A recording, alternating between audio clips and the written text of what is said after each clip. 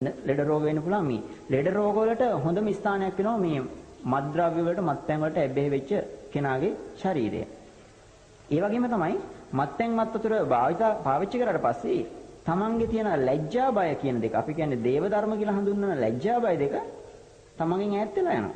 අපි ඒක හොඳට දකින්න දැන් සමහර ලාවට යම්කිසි පවුලක පියෙක් හෝ යම්කිසි කෙනෙක් මත් වතුරට ඇබ්බැහි වෙලා තියෙනවා නම් ඒ ගෙදර අපි තුන් පියා කියලා දරුවෝ ටික ගෙදර තාත්තා ගෙදරෙද්දී ඊටාම බයින් තමයි කාලය ගත කරන්නේ. මොකද තාත්තා මොන විදියට එයිද කියලා දරුවන්ට විශ්වාසයක් නැහැ. මේ ලැජ්ජාව නැහැ. කතා කරන දේ මොනවද කියලා Tamanට හැඟීමක් නැහැ. උදේට තමයි දන්නේ මම මේවා කතා කරාද කියලා. කවුරු හරි කිව්වොත් මේ මොනවද ඊ කරේ කියලා. ඒ කියන්නේ ඒ මත් වුණාට පස්සේ ලැජ්ජා බය දෙක නැති වෙන සමහරලාට කානුවක් ළඟ තමයි වැටිලා ඉන්නේ. සමහරාට මේ කකුල් හතරෙන් තමයි ගෙදරට එන්නේ. ලැජ්ජා බය දෙක නැති වෙලා යනවා. තමන් මොන තැත්තේ ඉන්නවද කියලා සමහරලාට මේ උගත් මිනිස්සුත් එහෙමයි.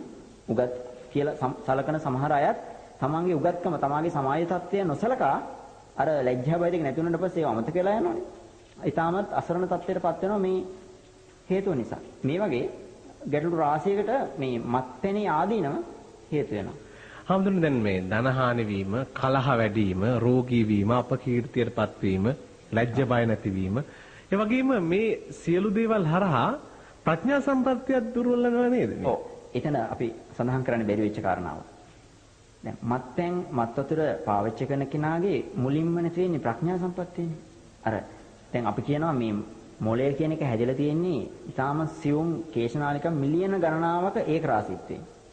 මේ මත්පැන් මත් වතුර පාවිච්චි කරද්දී අර අද වෛද්‍ය විද්‍යාවේදී කියනවා මේ අර කේශනාලික නැත්තම් ඒ ඉන්ද්‍රියයන් විශාල වශයෙන් විනාශභාවයටපත් වෙනවා. මත්පැන් කියන්නේ දැන් සමහරවිට අපි කියන්නේ දිවේදිම කටට ගත්තට පස්සෙම මේක ලේත් එක්ක සම්බන්ධ වෙනවා. ටිකක් ප්‍රමාණය ඉක්මවා ගිහපු විස ක්‍රමයකට මේක හදලා තියන්නේ මත් වෙන්න කියන එක හදන්නේ ඊටම ක්ෂණිකව මත් වෙන්නේ. ඒවට එතකොට විවිධ වූ රසායනික ද්‍රව්‍ය යොදලා තමයි මේව හදන්නේ. මේක නිපදවන්නේ මත් වීම සඳහානේ. එතකොට එතනදී බලන්නේ මේක නිරෝගී කමට ගැටලුවක් වෙනවද මේක ශරීරයට අයහපතක් වෙනවද? එතන ඒව බලන්නේ. ඒ වෙළඳාම කරන කෙනා බලන්නේ මෙයාගේ ප්‍රධාන අරමුණ ඉෂ්ට කරන්න. මත් වෙන එකනේ.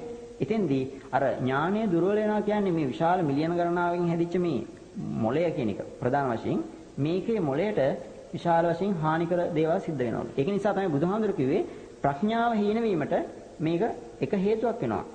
ඒ වගේම තමයි දැන් මේකේ මේ තියෙන බැරෑරුම්කම කියනවා නම් බුදුහාමුදුරු දේශනා කළ තියෙනවා මේ මත්පැන් පානය කරන කෙනා මේ භවයේදී විතරක් නෙමෙයි ඊට මරණයෙන් මතුව විශාල වශයෙන් ගැටලු රාශියකට නැත්තම් අපාගත වීම ඒ වගේම විවිධ දුක් ගැහැට විඳීමට අපි දැන් අර සාහිත්‍යයේදී අපි සඳහන් කරන්නේ ලෝදිය බොනවා කියලා නේ. ඒ ලෝදිය බොනවා කියන එක අපි සාහිත්‍යමය වශයෙන් ගත්තට ඒකේ යම්කිසි අර්ථයක් තියෙනවා. සාහිත්‍යමය වශයෙන් හිතන එකක් නෙමෙයි.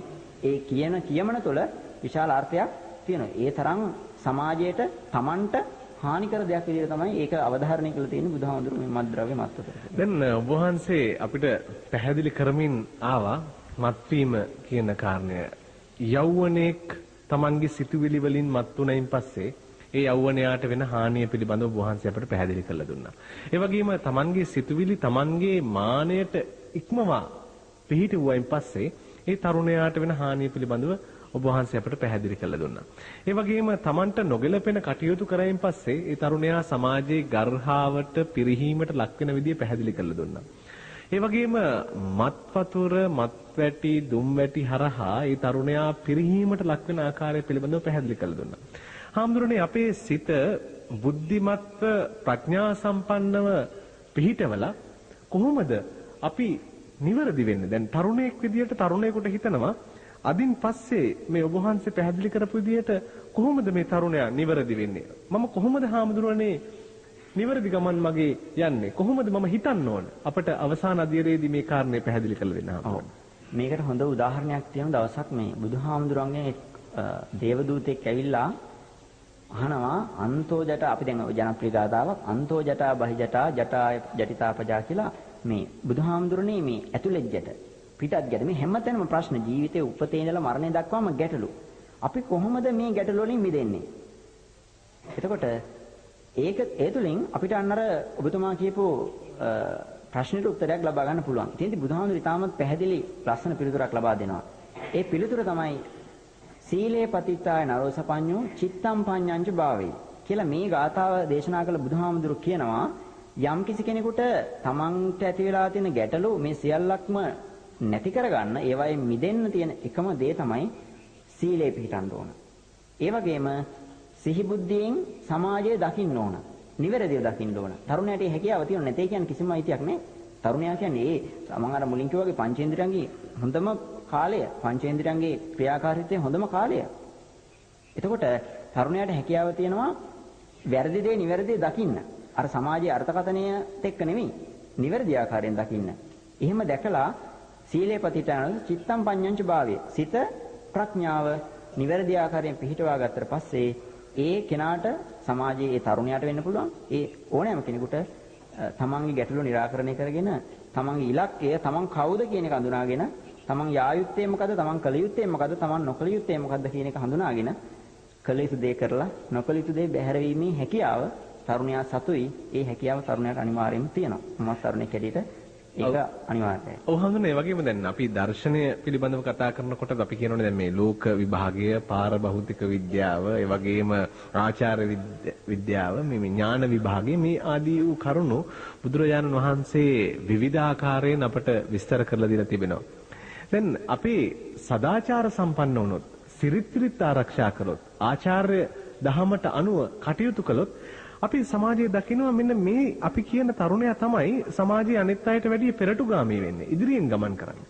එහෙම තරුණයෙක් වෙන්න සිරිත් ආරක්ෂා කරන්න කොහොමද මේ දැහැමි සිතුවිලි උපද්දවා ගන්න? ඔව්.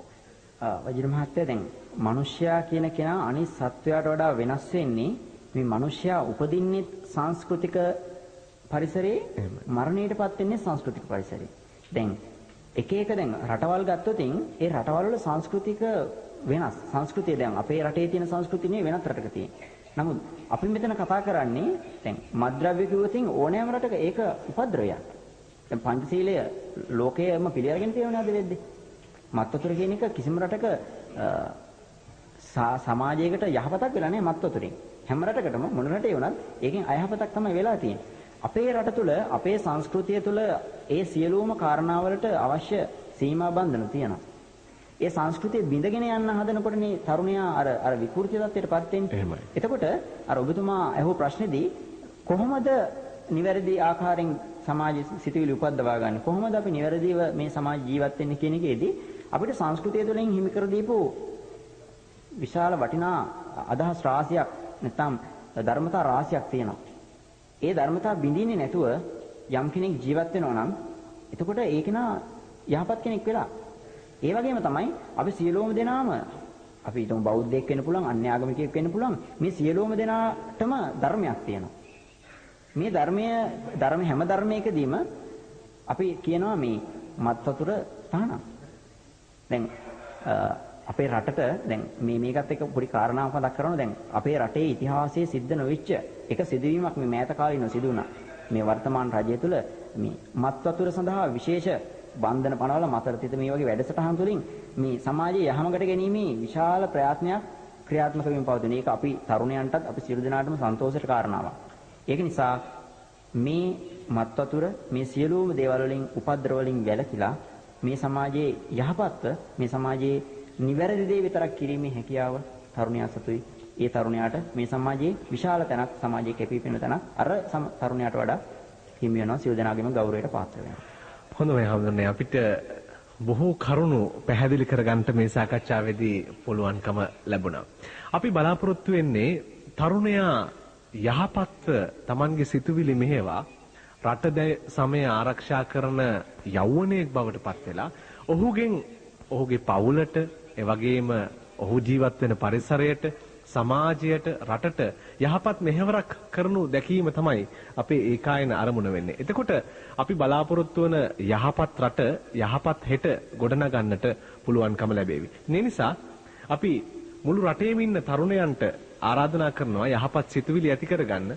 ඔබ ජීවත් වෙන පරිසරයට රටට ආදරය වෙන්න. එතකොට පුළුවන්කම ලැබේවි ඔබ බලාපොරොත්තු වන ගමන් මගේ ඔබත් ඒ වගේම ඔබේ පවුලත් ඔබේ සමාජයත් රටත් අරගෙන යන්න. ඒ සඳහා හොඳ ප්‍රවේශයක් ගන්න පුළුවන් තැනක් තමයි අපි මේ රැඳෙන්නේ රෝහණ දේශයේ.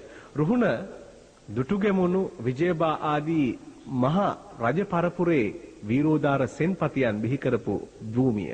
ඒ වගේම දසමහා යෝධයන් බිහි කරපු භූමිය. සාහිත්‍යදරයන් ගත්කතුවරුන් බිහි කරපු භූමිය.